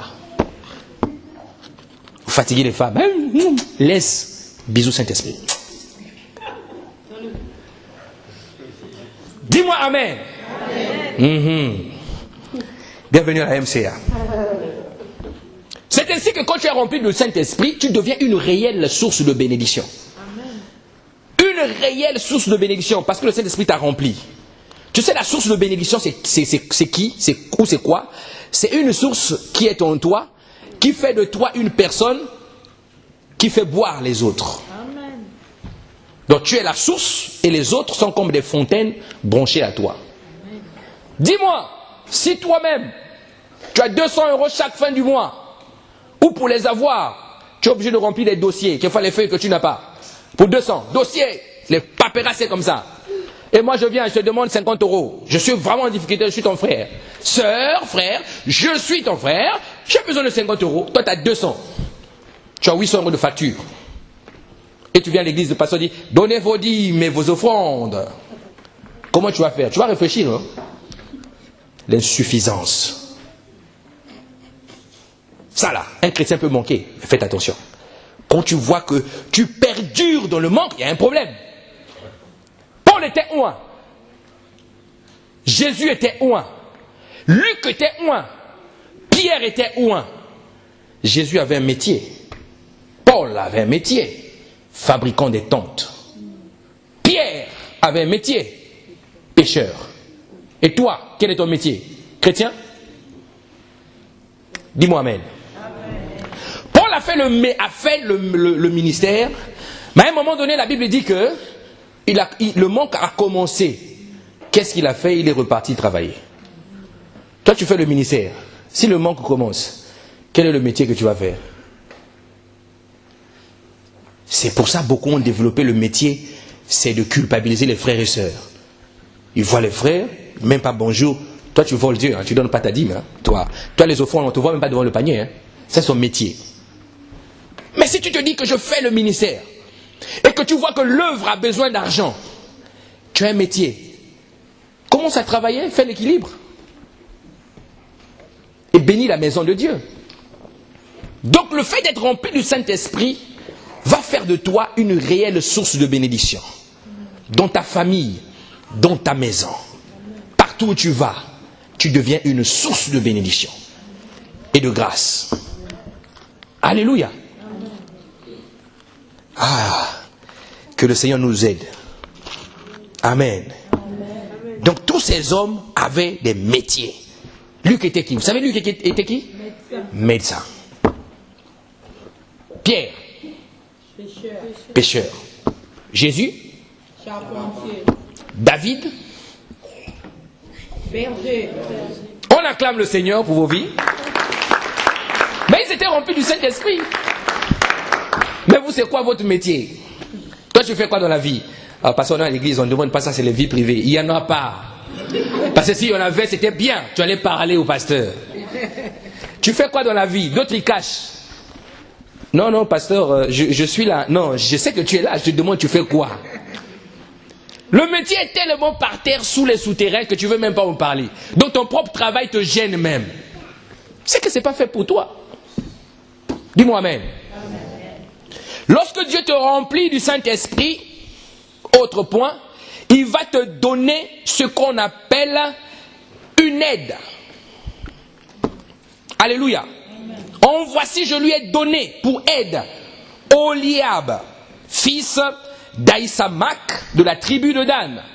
Je lui ai donné pour aide. Donc Dieu choisit Béthalel, il le remplit et il lui donne une aide. Alors, pourquoi on va te donner l'aide? Une aide, si toi tu n'as pas de job, si tu ne travailles pas. Comment on va te donner une aide? On va t'aider à faire quoi? À rester à la maison? Amen. Quand Dieu a dit à Adam, il n'est pas bon que Adam soit seul, je lui ferai une aide semblable, parce que Adam avait un job. Il cultivait la terre, il veillait sur le jardin, il nommait les animaux, il labourait dans son labeur. Dieu voit et dit, il n'est pas bon que l'homme soit seul, je lui ferai une aide. Amen. Amen. Le point, c'est que tu faisais un travail. Alors, le danger de ça, c'est quoi? Beaucoup de femmes pleurent dans des foyers, elles qui sont des aides semblables, elles se mettent à pleurer. Vous savez pourquoi? Parce que le mari n'a pas de travail. Toi, tu t'ennuies, tu l'aides à rien du tout parce qu'il n'y a rien à faire. Il dort à la maison, il se réveille à la maison, il a ses chemises lui-même, quelquefois il fait à manger aussi lui-même. La femme commence à s'ennuyer parce qu'il n'a pas de job. Vous allez constater, lorsqu'un homme se réveille le matin, il part au travail. Si la femme est à la maison, quand l'homme rentre à la maison, tu vois que la femme, une femme qui est normale. Amen. Dis-moi amen. Amen. Tu vois que la femme va s'empresser, aller vers l'homme pour dire, chérie, ça va? Ça a été la journée, donc donne un peu ton sac. Je parle des femmes normales. Donne un peu ton sac, ça va? Est-ce que tu peux t'asseoir? Waouh, qu'est-ce que tu es fatigué? Ça a été le boulot? Oui. Et ça fait la fierté de la femme. Mais quand tu es là, tu bailles, tu commences à disputer des petites choses avec la femme. Donc tu t'ennuies, tu n'as pas d'avenir, tu n'as pas de perspective. Et tu viens à l'église. La Bible te dit que je connais les projets que j'ai formés sur toi, un projet de paix et non de malheur, afin de te donner un avenir et de l'espérance. Mais tu es chrétien, tu es à la maison, il n'y a pas d'avenir. Et c'est comme ça que beaucoup d'aides semblables sont devenus des esclaves de leur mari à la maison. Ils se sont mis sous la dictature maritale parce que le gars n'a pas de job, il s'ennuie. Je parle à mes filles dans la foi. N'épousez pas les chômeurs. Ils vont vous créer des problèmes. Alléluia. Dans la maison de ton père, tu étais pour toi bien. Mais tu l'as épousé, il est chômeur. Toi, tu as un peu de moyens. Tu dis, chérie, on va se débrouiller, ça va aller. Avec mon travail, ça va aller. Ça n'ira pas. Vous allez payer les factures. Mais la vie conjugale, vous allez subir. Parce que lui, il est fait pour être l'autorité. Il est fait pour être la tête. La Bible dit le chef de la femme. Quand toi, tu es un chef et que tu as plus de pouvoir que ton chef, comment tu parleras à ton chef? Nous sommes des humains. Vous allez remarquer, si un milliardaire qui rentre ici, même s'il est chrétien, il aura l'attitude des milliardaires. Il peut être humble. Mais le fait qu'il soit milliardaire, ça lui confère une certaine attitude. Mais celui qui n'a pas là, hein, il est rempli du Saint-Esprit, il n'a pas développé, il n'a pas d'intelligence. Dieu lui donne l'intelligence, il dit, ma fille, tu es intelligent. Lui doute même de Dieu. C'est pas sûr, Seigneur, parce que ma tête là, je ne comprends pas grand-chose. Dieu lui a compté de maintenant, j'ai mis mon esprit en toi, tu comprends. Comprends au nom de Jésus ce matin. Amen. C'est ça la vie de Dieu. C'est ça. L'église, c'est ça. C'est ça l'église. C'est ce qu'on appelle le royaume. Alléluia. Amen. Mais par contre, une personne qui n'a pas, vous allez voir, lorsqu'il va rentrer là, même si la chaise il y a la poussière, il va s'asseoir. Mais le milliardaire va venir, si la chaise est la poussière, il va prendre le soin, il sort son mouchoir, il essuie et puis il s'assoit. Mais toi tu vas venir, tellement tu es habitué à la poussière, ta vie est poussière, tu vois rien devant, tout est poussière. Tu rentres dans un lieu médiocre, toi tu vois que c'est déjà bien. Parce que là où tu es là, c'est vraiment pas terrible quoi. Acclame le Seigneur, alléluia. Sortez de cette vie. L'église n'est pas une institution dépendante du monde. Moi je crois qu'un chrétien peut faire le ministère et exceller dans tout ce qu'il fait et être prospère. Amen. La prospérité, il n'y a pas un évangile qui s'appelle l'évangile de prospérité. Ça, c'est les escrocs qui ont créé ça. L'évangile, c'est la bonne nouvelle du salut en Jésus-Christ. Amen. Annoncer la bonne nouvelle du salut en Jésus-Christ. Mais le royaume, c'est autre chose. Alléluia. Maintenant, quel est le but? Quel est le but pour lequel Dieu va te remplir? Pourquoi Dieu va te remplir? Pourquoi? Est-ce que Dieu va te remplir pour que tu achètes des maisons? Il va te remplir, te saturer, pour que tu t'enrichisses? Non. Le but du remplissage, c'est toujours et toujours d'annoncer l'évangile et gagner les âmes. C'est-à-dire, même quand tu gagnes beaucoup d'argent, prends le soin d'investir ça dans le royaume. Mais ne prive pas ta maison à cause de l'église. La première église, c'est ta maison. Donc ne viens pas me dire, pasteur, j'ai gagné 4 000 €. Dieu m'a mis à cœur de bénir l'église.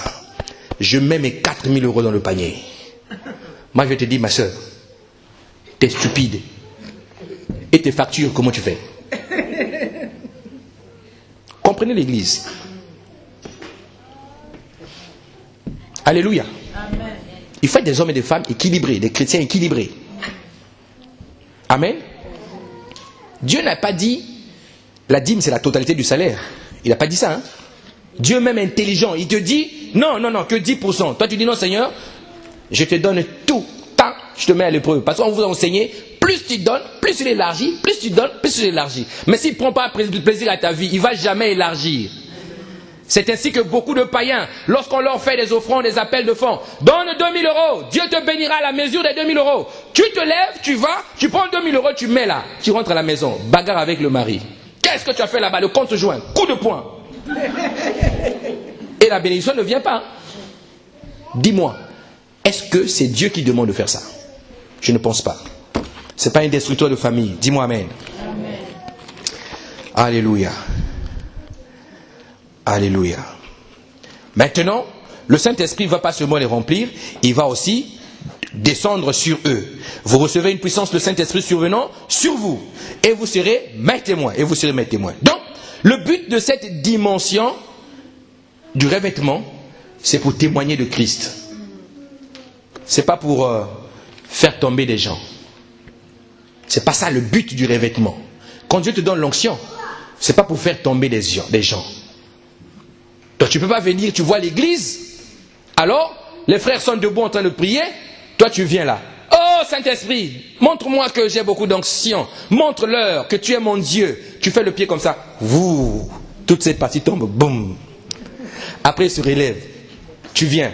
Encore la rangée de cette rangée-là. Tu te mets là, bien droit. Amen, amen. Ouh, la rangée se tombe. Et toi tu es excité. Tu crois que tu es en train de faire quelque chose de bien. Non. Le but du revêtement, ce n'est pas de faire ça. Ça peut arriver tout seul. Ça, c'est des gens qui ont des problèmes dans leur âme. Comme Dieu ne se répand pas de ses dons, il te donne ce don-là de puissance, toi tu opères, mais il ne se répand pas de ses dons. Mais quelquefois, il n'est pas d'accord avec toi. Tu prends les enfants de Dieu pour des pigeons, que tu fais tomber à cause de la grâce que leur Père t'a donnée. Tu es dangereux. Alléluia. Jésus est bon, hein? Sinon beaucoup allaient recevoir des coups de poing célestes. Alléluia. Tu fais tomber toute une foule. Pour quelle raison, on ne sait pas. Tu déclares toute cette partie des frères. Et tu prends aussi là-bas. Tout le monde. Comme les chrétiens se sont émotionnels, ils vont commencer à parler en langue alors que Dieu n'est pas content. Ça, c'est l'état où l'église est devenue actuellement, où le revêtement du Seigneur, les gens commencent à utiliser ça, ça devient un marché, ça commence à distraire les gens. Amen. Le but de ça, c'est d'être témoin. Tous les acteurs célestes, c'est des témoins. Dieu est un témoin. Jésus est un témoin. Le Saint-Esprit est un témoin. Et un chrétien ne peut pas être autre chose, sinon un témoin. Pasteur, tu as lu ça où? Dieu est un témoin. Il est témoin de qui? Il est Dieu. Non. Jésus a rendu témoignage de lui-même. Dieu le Père a rendu témoignage de Jésus. Donc, les deux, c'est des témoins. Amen. Jean 8, 10 dit, je rends témoignage de moi-même et le Père qui m'a envoyé rend témoignage de moi. Les deux, c'est des témoins. Prenons le Saint-Esprit. Le Saint-Esprit rend témoignage de Jésus. Jean 15, 26, la Bible dit, quand serait venu le consolateur que je vous enverrai de la part du Père, l'Esprit de vérité qui vient du Père, il rendra témoignage de moi. Témoin. Et toi, tu es devenu chrétien pourquoi? Si tu n'es pas témoin de Christ. Un témoin c'est quoi? C'est qui? Celui qui témoigne de ce que Christ a fait dans sa vie. Regarde-toi, pour parler de Jésus, tu réfléchis. Les musulmans, ils n'hésitent pas. Quand ils viennent dans un lieu, ils veulent que tous vous sachiez qu'il est musulman. Vous faites le porc, il te dit, moi je ne mange pas le porc, je suis musulman. Et tu le regardes, c'est des gens compliqués ceux-là. Non. Il te dit qu'il est musulman. Mais toi, pour dire que tu es chrétien, tu viens, tu vois, il y a une bonne bière devant toi, tu n'es pas encore affranchi, tu es rentré par la fenêtre, tu vois comme ça, te dire, tu es chrétien. Oh, ne vous inquiétez pas. On est ensemble. Être chrétien, ça ne veut pas dire non. On est enfant de Dieu. Tu vois, on est ensemble. Tu commences à réfléchir. On t'a posé la question, est-ce que tu es chrétien? La bière t'intéresse. Tu es comme le corbeau, le renard. Le fromage t'attire. Tu réunis ta vie. Christ est ta vie. Tu réunis à cause d'une bouteille qui traîne devant toi. Nous réunions Jésus de plusieurs manières. Tous les jours, nous réunions Jésus. Jésus te dit par le Saint-Esprit à l'intérieur de toi, tu veux prendre une décision, il dit, non, ne fais pas ça. Mais toi, tu sais que ça, si tu vas le contraire, si tu fais le contraire, ça va t'arranger. Tu fais le contraire. Quel est le Christ que tu témoignes? Laisse-moi te dire aujourd'hui, si beaucoup de gens ne changent pas dans ta famille, c'est parce que ce que Dieu attend de toi, tu ne l'as pas encore fait. Dis-moi amen. Amen. Tes frères qui sont païens là, vous portez le même nom de famille. Moi, j'ai un petit frère qui a commencé à faire la comédie. Donc lui, il fait rire des gens. Il fait rire des gens, il va à la télé, il a des sketchs sur Internet. Il porte le même nom de famille que moi. J'ai prié pour lui. Un jour, il m'a téléphoné. Bonjour, grand frère. J'ai dit, oui, bonjour toi, ça va? Et oui. Bon, et tes comédies? non, mais j'aimerais vraiment que tu m'encadres spirituellement, parce qu'on a vraiment besoin de Dieu. J'ai dit, regarde-moi, c'est là. J'ai dit, ok, on va commencer à t'encadrer spirituellement. Amen. Amen. Question. Est-ce que tu as une église, tu pries où? Tu pries où? Il me dit, bon, je ne trouve pas, il y a beaucoup d'églises ici, mais il y a trop de bruit, tout ça et tout ça. J'ai dit, non, je n'ai pas dit qu'est-ce qui se passe à l'église. J'ai dit, toi, tu pries où? Parce que moi, je suis en France, toi, tu es en Afrique. Comment moi, je vais faire pour être ton pasteur à distance? Toi, tu pries où? Il m'a dit, oui, tu as raison, je vais réfléchir. Un jour, il m'a téléphoné, il m'a dit, on m'a invité dans une église, qu'est-ce que tu penses de cette église? Il m'a donné le nom. J'ai dit, va seulement à l'église, ne me demande pas ce que je pense, va là-bas. Qui t'a invité? Il y a une fille qui m'a invité. J'espère que tu ne dragues pas la fille. Hein? Dis-moi amen. Amen. Donc le travail d'annoncer Christ doit commencer dans ta famille. Toi tu es pasteur, ton frère c'est un comédien. Toi tu es pasteur, ton frère c'est un rigolo. Vous portez le même nom. Ou tu es pasteur, ton frère est né, un grand dragueur connu dans les bars. Vous portez le nom. Pasteur Elvis, lui aussi, Elvis Punga, lui aussi Brice Punga. Maintenant votre onction diffère. Lui l'onction au père dans les bars, dans les femmes et tout machin. Et toi l'onction à l'église chaque dimanche. Dieu dit, hé Jérusalem, tu ne vois pas? Tu as une lumière pour ta famille. Amen. Alors qu'elle brille là-bas. Dis-moi amen. Amen. Donc, le Saint-Esprit te rendra témoin. Témoin. Dieu te dit d'abord à Jérusalem. Maintenant, regardez le but de l'onction. Le but de l'onction. Pourquoi Dieu va te remplir et te revêtir? Prenons un exemple, notre modèle parfait. Un homme qu'on appelle Jésus. Dis à ton voisin Jésus. Jésus. Dis-lui bien fort Jésus. Jésus. Si tu n'as pas envie d'entendre Jésus, ne viens pas ici. Crie-lui fort Jésus. Jésus. Jésus. Jésus. Un homme qu'on appelle Jésus. Un ouin. Le premier des ouins de Dieu. Un ouin selon le cœur de Dieu. Ce n'est pas David, il a pris la femme de l'autre. C'est Jésus, il n'a pris la femme de personne. Ésaïe 62. 1 à 3. Ésaïe 62. Ésaïe 62, 1 à 3. Alléluia. L'Esprit du Seigneur, l'Éternel, est sur moi. Non, ce n'est pas ça. Ésaïe 61, excusez-moi. Amen. Ésaïe 61.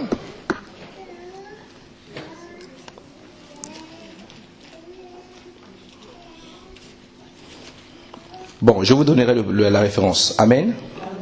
Je crois que je me suis trompé. Amen. On bénit le Seigneur. Est-ce que tu peux acclamer le Seigneur? Bref, le contenu te dit, l'Esprit du Seigneur l'Éternel est sur moi, car l'Éternel m'a oint pour porter la bonne nouvelle aux malheureux. Il m'a envoyé pour guérir ceux qui ont le cœur brisé, pour proclamer aux captifs la liberté et aux prisonniers la délivrance, pour publier une année de grâce de l'Éternel et un jour de vengeance de notre Dieu, pour consoler tous ceux qui sont affligés, pour accorder aux affligés le Sion, pour leur donner un diadème au lieu de la cendre, une huile de joie au lieu du deuil, un vêtement de louange au lieu d'un esprit abattu, afin qu'on les appelle les térébintes de la justice, une plantation de l'Éternel pour servir à sa gloire. Dis-moi amen. Amen. Regardez le but de l'onction. Il dit, l'Esprit du Seigneur l'Éternel m'a oint pour porter la bonne nouvelle. Premier but de l'onction. Donc, quand tu es oint, c'est pour porter la bonne nouvelle. Dans ton onction, c'est pas, je te touche, tu tombes. La bonne nouvelle. Première chose. Deuxième chose, il dit la bonne nouvelle aux malheureux. Maintenant, porter la bonne nouvelle aux malheureux, ça veut dire quoi? C'est qui les malheureux? C'est bien sûr ceux qui sont dans le malheur. Les miséreux, les pauvres, tous ceux qui sont en difficulté. Leur apporter une solution, la bonne nouvelle. Le royaume des cieux, c'est maintenant. Amen. Ça, c'est le but de l'onction. Il dit encore, guérir ceux qui ont le cœur brisé. Guérir qui? Ceux qui ont le cœur brisé. Amen. Guérir ceux qui ont... C'était bien Isaïe 61. Ok. Guérir ceux qui ont le cœur brisé. Amen. Donc, la guérison est liée, la guérison qui opère avec l'onction, ce n'est pas seulement la guérison des maladies corporelles, les maux de tête, le diabète, c'est pas ça. On dit aussi de la guérison du cœur, la guérison de ton âme. Donc lorsque l'onction va te remplir, te déborder, te revêtir, le but aussi c'est que tu apportes la guérison. La guérison c'est pas seulement guérir les malades, mais tous ceux qui ont des soucis dans leur vie, qui ont été malades par le parcours de leur vie, parce qu'il y a beaucoup qui sont malades. Tu as eu un père qui te maltraitait depuis l'enfance, alors on t'a toujours rejeté, tu as le rejet en toi, c'est une maladie. Mais quand quelqu'un est à l'onction, il prie, le Seigneur te sortira de cette situation. Donc tu peux paraître en bonne santé, mais en général tu es un gros malade. C'est pour ça que quand tu épouses un homme qui s'énerve n'importe comment, dis-lui chérie, raconte-moi un peu l'histoire de ta vie. Comment ça s'est passé dans ta famille? C'est important. Hein? Quand tu rencontres quelqu'un, dis-lui, vous êtes une famille de combien d'enfants? Ton papa il fait quoi? Ta mère il fait quoi? Ta grand-mère faisait quoi? Comment vous vivez chez vous? C'est pas un péché. Posez la question. Ne parle pas juste de l'amour. Tu es jolie, tu es comme qui? Tu ressembles à ta mère, vous êtes beau chez vous, hein? Non. Demande-lui, ton parcours c'est quoi? Des fois tu vas épouser un gros malade. Chez eux, tout le monde entend des voix. Mais toi, tu ne sais pas que lui, il entend des voix. Vous êtes assis comme ça à table, lui, il entend. Cogne là! Boum! Chérie, qu'est-ce que tu me fais? La voix. Tu es épousé dans la famille où tout le monde entend des voix. The voice. Donc toi, tu entends la voix, et lui, il entend la voix. Alléluia. Donc il y a des maladies comme ça qu'il faut guérir. Il y a beaucoup qui sont malades. Beaucoup sont malades aussi. Leur maladie peut venir aussi des liens de famille. Ton père, 15 enfants, 20 femmes, je ne sais pas comment il a fait. Il dort là-bas, il dort. Il a l'onction de Salomon. Il a multiplié 1000, beaucoup de femmes. Et toi, tu l'épouses, tu ne sais pas que le lien est encore dedans. Et toi, tu dis, oh mon chéri, qu'est-ce que tu es beau? Tu regardes bien, oh, il brille. Là, tu appelles ta mère. Comme les mamans sont toujours les premières complices de cette histoire-là. Les papas, on a toujours peur. Voilà pourquoi moi, je dis à mes filles dans la foi, si tu veux que je sois rassuré que vraiment tes fiançailles sont nécessaires, obligatoires pour toi, c'est bien pour toi, il faut les légaliser. Comment je fais, pasteur? Appelle ton papa, dis-lui, papa, j'ai trouvé quelqu'un. Et tu vas entendre sa réponse. Alléluia. Donc, le point ici, c'est de prendre toujours le temps de regarder la personne qui va vivre avec toi toute ta vie. Amen. Parce qu'il va commencer à te tromper, jusqu'à te fatiguer. Il finit de te tromper ailleurs, il vient jusqu'à dans ta chambre à coucher sur ton lit, sur tes draps. Et tu le trouves, tu lui dis, qu'est-ce que tu fais? Il dit, quoi? Tellement le lien est fort. Mais on te dit, l'onction est là sur toi pour guérir les malades. Donc si tu as épousé quelqu'un comme ça, à cause de l'onction qui est sur toi, il sera guéri. Amen. Alléluia. Amen. Voilà pourquoi ne pleure pas. Ne deviens pas une femme jalouse. En train de téléphoner à l'homme matin, midi, soir. Tu fais quoi? Je suis aux toilettes. Tu es sorti? Oui, chérie. Maintenant, tu fais quoi? Je suis debout. Avec qui? Avec qui? Avec personne. Tu es sûr? Mais oui, je te dis, il y a une lumière devant moi. Ah, de quelle couleur? Tu es perdu. Ta jalousie t'a engangréné d'une façon pas possible. Ne deviens pas comme ça. Dis l'onction. L'esprit du Seigneur éternel est sur moi. Il m'a oint pour guérir les malades. Amen. Il est malade, tu l'as épousé, c'est ton malade à toi. Et en ce moment, tu deviens l'hôpital. L'hosto, tu guéris. Alléluia. Tu épouses dans une famille sorcière. Toi, va libérer ce captif-là. Tu vas venir comme ça. Les beaux-parents vont dire, on n'aime pas ton mari, on ne veut pas de lui ici. Hein. Graisse, garde-le là-bas chez toi. Allô, beau-père, c'est moi. Oui, qu'est-ce que tu veux? Vous savez, les beaux-pères sorciers ne jouent pas. Hein. Oui, qu'est-ce que tu veux? Il y a quoi entre moi et toi? Tu es mon beau-père. Ah non, oublie-moi, oublie-moi. Ne m'oublie pas, je suis ton beau-fils. Amen. C'est ça un chrétien. C'est ça. Quand l'onction est sur toi, ça fait beaucoup de choses. L'onction sur toi va te permettre de proclamer aux captifs la liberté et aux prisonniers la délivrance. Les esclaves du monde là. Hey, pasteur, mon mari, lui c'est les bars, hein. Lui c'est ça. Bon pasteur, vraiment, je prie qu'il vienne à l'église. Je lui ai dit ce matin, si tu ne viens pas à l'église, hein, toi, tu commences à trembler. Laisse-le tranquille. Laisse-le tranquille. La Bible dit que toi, à cause de l'onction qui est sur toi, tu libères les captifs. Amen. Pasteur, tu vois, lui il est bien. Mais son problème c'est la bière. Il aime la bière, pasteur. Oh, il est gênant. Quand il commence, il ne sait pas s'arrêter. Ah, il est gênant. Et toi-même, quand tu vois que lui, il boude, il est à la maison en train de bouder, toi, tu viens là pour lui faire plaisir. Chérie, tu veux pas une bière? Faut lui dire, chérie, allons prier. Amen. Est-ce qu'on peut prier, chérie? Il va bouder. Si c'est des maris, il va te dire, bon, pour te faire plaisir, on va prier. Il va dire, bon, prions. Toi, tu pries, Seigneur Dieu, et lui, il est comme ça. Il pense ailleurs. Et quand tu finis, il te donne un amen fatigué. Ah, amen. Bon, maintenant on peut passer à autre chose, au moins je crois aujourd'hui. Sa tête est ailleurs. Et il est ton mari. Mais la Bible dit, à cause de la femme, le mari est sanctifié. Amen. Comment l'onction qui est sur toi opère dans ta maison? Comment l'onction là opère dans ta maison? Tu veux pleurer? Continue à pleurer avec la grâce. C'est que vous priez mal, vous confondez les choses. Vous priez mal. Tu viens devant Dieu, le gars c'est pas ton mari, vous êtes encore dans votre fornication, toi tu crois que vous êtes déjà marié femme. Et puis toi tu viens, Seigneur, je prie pour mon mari, bénis le Seigneur dit, c'est pas ton mari. Qu'est-ce que tu es en train de dire? C'est pour ça que beaucoup n'agissent pas. Tu as un copain, vous habitez ensemble, et vous commencez à faire des bébés, personne ne vous a demandé, même pas Dieu, parce que Dieu n'a pas donné ses conditions. Et puis toi tu viens, tu dis, Seigneur, je prie pour mon mari. Dieu ne va pas t'écouter, c'est une prière faussée. Il te dit, ma fille, c'est pas ton mari. Satan aussi dit, Seigneur, ta fille là, c'est une menteuse. En réalité, c'est ma belle-fille. Je suis le père de son mari. Amen. Ah oui. Marie-toi et prie, dis, Seigneur, c'est mon mari. Dieu va te comprendre. Et là, l'onction va agir. Mais sinon, tu vas venir parler en langue ici, koto mama, tu viens, tu dis, c'est mon mari. Dieu dit, sanctifie-toi. Régularise-moi cette histoire afin que mon onction opère. Depuis que tu pries pour ton mari, il ne change pas. Mais vérifie bien si c'est ton mari. Est-ce que Dieu ne t'écoute plus? Il a donné la bière aux parents, mais le maire ne vous connaît pas. Il a donné les pagnes aux parents, il t'a dit que vous êtes maintenant les femmes, mariées femmes. Il a doté, c'est ça. Hein? Mais le maire ne te connaît pas. Va dire à la mairie, c'est ma femme. On va te dire, sortez d'ici, monsieur, vous êtes fous. Dans nos fichiers, vous n'êtes jamais marié, on ne vous connaît pas. Même en Afrique, fais la dot. Va à la mairie, dis que c'est ma femme. On va dire, monsieur, vous êtes marié quand?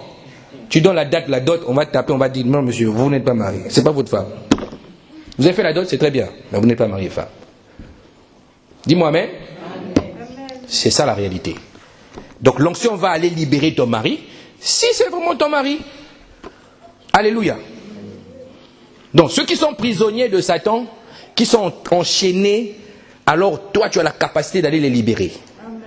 Mais quand tu vas aller les libérer, rassure-toi que tu es en position de libérer quelqu'un. Amen. Rassure-toi. Ce n'est pas parce que tu as tombé à l'église ici et tu as donné 2 prophéties que tu peux aller libérer les gens. Parce que tu peux arriver là-bas, Satan te laisse les gens, il te prend toi-même, il te met en prison. Amen. Ou tu vas pour libérer, on te prend, on t'ajoute à ceux qui sont en prison. C'est comme ça qu'il y a des frères et sœurs, ils étaient bien, mais on ne sait pas ce qui s'est passé. Le frère revient le dimanche d'après, il devient bizarre. On l'a mis en prison. Il est parti chercher les problèmes. Il a tombé à l'église, il a cru qu'il avait beaucoup d'onction. Mais Satan l'a pris, il l'a mis directement en prison. Dis-moi amen. Rassurez-vous de l'onction. C'est pour ça que quand les disciples n'avaient pas le Saint-Esprit en eux, sur eux, Jésus leur transférait l'autorité pour aller faire des choses en son nom. Pendant qu'il marchait avec eux, il leur transférait l'autorité pour qu'ils aillent faire des choses en son nom. C'est-à-dire, il conférait le revêtement qu'il avait sur eux, il conférait le remplissage qu'il avait sur eux. Mais toi, tu as l'onction sur toi, mais regarde comment tu as peur des sorciers. Regarde comment tu as peur des sorciers. Si quelqu'un vient chez toi, il dit loge-moi chez toi, il est assis sur ton canapé. Chaque matin quand il se réveille, il parle dans sa bouche et puis il fait des signes bizarres sur ses mains. Et puis dès qu'il te voit, tu vas prier. Hein? Pasteur, je crois qu'il faut prier. Quelque chose se passe chez moi. Alléluia. Amen. Quand tu es rempli, revêtu du Saint-Esprit, mon ami, les occultistes ne peuvent pas venir dormir chez toi. S'ils viennent, ils vont faire la veillée. Nuit et jour veillée. Où il va dormir toute la journée, la nuit il ne dort jamais. La veillée. Parce qu'il y a des anges chez toi. Il y a un pouvoir. L'onction est énorme. Il y a un ange immense qui garde ta maison, qui t'accompagne. Tu es vraiment une autorité céleste. Donc il ne peut pas venir chez toi et commencer à voler. Moi je ne comprends pas. Ton père, soi-disant, c'est un grand sorcier de sa famille. Mais il vient chez toi, il continue à voler, sortir par les fenêtres. Donc chez toi, ça devient piste d'atterrissage. Alors que la Bible dit, moi et ma maison, nous servirons le Seigneur. David dit, je m'endors, je m'en couche en paix. Car le Seigneur est celui qui assure la sécurité dans ma maison. Comment un sorcier peut prendre l'envol chez toi? Il ne peut pas. Dès qu'il touche à son balai, le balai est cassé en trois. Il ne me comprend pas. Papa, viens chez moi. Je ne viens pas chez toi. Si tu veux, on parle seulement au téléphone. Je ne viens pas chez toi, je vais chez ton frère. Il est bien. Toi, si tu es bien, mais je vais. Mais quoi? Il y a l'onction. Alléluia. Publier une année de grâce de l'Éternel.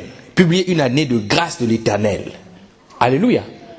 Annoncer la grâce, la faveur non méritée. Ça ne sera plus par l'effort, ça ne sera plus par la force, mais c'est par son esprit. Dieu te bénit. Ce n'est pas parce que tu as fait quelque chose qu'il te bénit. Il te bénit parce que la bénédiction est une grâce. Annonce aux gens la grâce. Ne voyez pas ce que vous êtes. Dieu est capable de faire beaucoup avec peu. Amen. C'est ça la grâce. Vous ne méritez pas, nous ne méritions pas. Mais lui, il fait toutes choses bonnes en son temps. Amen. Une année de grâce. Et il finit ça, ce que j'aime bien, il finit ça en disant, et un jour de vengeance pour notre Dieu. Un jour de vengeance pour notre Dieu. Donc quand tu es loin, parle aux gens aussi du retour victorieux et glorieux de Christ. Amen. Comment il va séparer le blé de l'ivraie. Parle-leur aussi du retour de Christ. Mon frère, je ne te juge pas, mais si tu continues ta vie, regarde ce que tu fais. Dieu, quand il revient, toi, tu peux brûler en enfer. Tu peux brûler en enfer. Parce qu'il y a des fruits qui ne trompent pas. Mais tu n'as pas le droit de considérer que lui, il va aller en enfer. Tu n'as pas le droit de faire ça. Parce que Jésus est mort pour lui. Amen. Mais tu lui dis, moi je te présente Christ. Sinon, la façon de vivre là, si Dieu revient, ça sera compliqué pour toi. Annoncer un jour de vengeance pour notre Dieu. Tu vas être là, l'ange te prend, ton père reste et est en train de pleurer. Et toi tu regardes comme ça. Tu veux dire, papa viens, on te dit, non, là c'est pas papa. Là c'est moi et papa, toi continue. C'est ça. Mais si tu es sur la terre, prends le soin d'annoncer à ta famille la bonne nouvelle, la grâce du Seigneur, que Jésus reviendra. Il reviendra chercher, mais il ne prendra pas tout le monde, il ne prendra que les siens pour passer l'éternité avec lui. Amen. On va se lever, prier le Seigneur. Gloire soit rendue à Jésus. Alléluia.